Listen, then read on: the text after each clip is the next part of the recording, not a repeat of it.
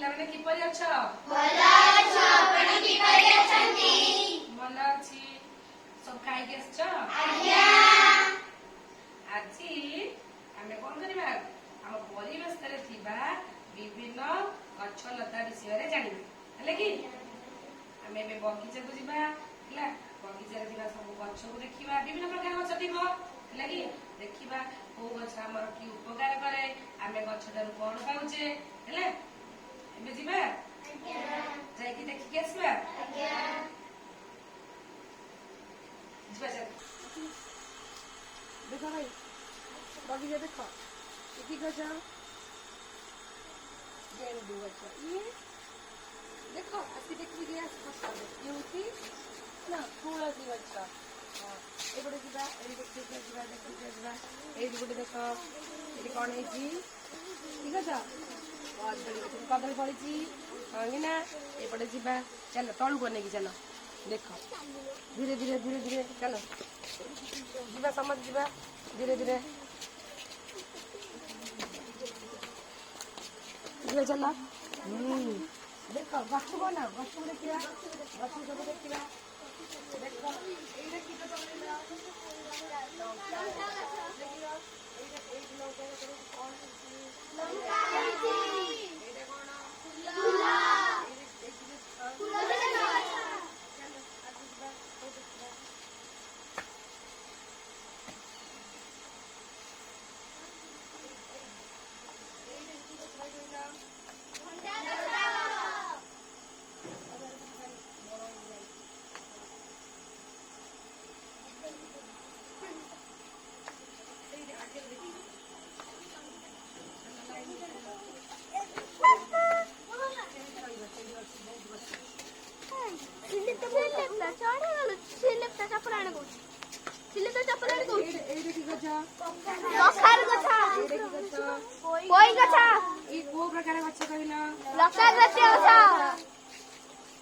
ଭାଇ ଚାଲୁ ଦେଖିବା, ଏଇଟା କି ଗଛ ଜାଣିଛ? ଜାଣିବ ତ? ଏଇଟା ହଉଛି କି ଗଛ? ଏଇଟା ହଉଛି ଭୃଙ୍ଗରାଜ ଗଛ। ଏଇଟାକୁ କଣ କରେ? ଏଇ ପତ୍ରକୁ ତେଲରେ ପକେଇ ଲଗେଇଲେ କି ଭଲ ରୁହେ, ହେଲା କି? ଆଉ ଏଇଟା କି ଗଛ ଜାଣିଛ?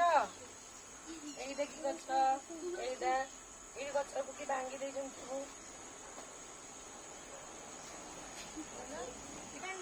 ନା, ଆଉ ପତ୍ରକୁ ଟିକେ ଶୁଣିଲ। କି ଗଛ? ଜୁଆଣି ଗଛ, ହେଲା କି? ଏଇଟା ହଉଛି ଜୁଆଣି ଗଛ। ଚାଲ ଯିବା ଏଥର। ଏଇଠି ଗାଈ ଗଣ୍ଡ ଦେଖିବା। ଆଚ୍ଛା ଏଇଠି ଟିକେ ଦେଖିଯାଅ, ଏଇଠିକି ଆସ। ଦେଖ ଏଇଟା କି ଗଛ କହିଲ? ଏଇ ଗଛ, ଏଇଟା ହଉଛି ପୋଦିନା ଗଛ। ଏବେ ଆମେ ବଗିଚା ବୁଲିକି ଆସିଲେ, କଣ ସବୁ ଦେଖିଲ?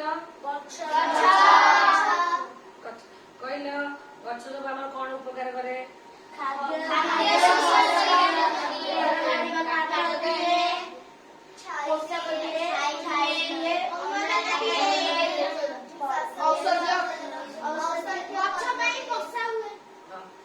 ସୁନା ପିଲା, ଗଛଟାରୁ ଆମେ ଖାଦ୍ୟ ପାଉଛେ, ହେଲା କି? ଫୁଲ ପାଉଛେ, ଫଳ ପାଉଛେ। ଗଛ ଥିଲେ ମାଟି ବି କ୍ଷୟ ହବନି, ଆଉ ଔଷଧୀୟ ଗୁଣ ଗଛରୁ ଆମେ ପାଉଛେ। ଆମେ ଯୋଉ ଶ୍ୱାସ କ୍ରିୟାରେ ଯୋଉ ପ୍ରଶ୍ୱାସ ବାୟୁ ଭିତରକୁ ନଉଛେ, ସେ ଯୋଉ ଅମ୍ଳଜାନ ଦରକାର ହଉଛି, ସେଟା ଆମେ କାଠୁ ପାଉଛେ, ସେ ଗଛରୁ ପାଉଛେ। ଗଛ ଥିଲେ ବର୍ଷା ହୁଏ, ହେଲା କି? ଆଉ ଆମ କଣ ବାୟୁମଣ୍ଡଳ ଥଣ୍ଡା ରହିବ, ନୁହେଁ କି? ବର୍ଷା ହେଲେ ଗଛରୁ ବି ଆସବାବ ପତ୍ର ଆମେ ପାଉଛେ, ନୁହେଁ କି? ତେଣୁ ଗଛ ଆମର କଣ ବନ୍ଧୁ ନା ନାହିଁ? ଗଛ ଆମର ବନ୍ଧୁ କି?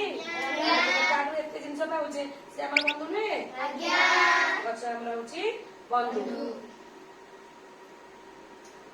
ଯିବା କି ଏତିକି?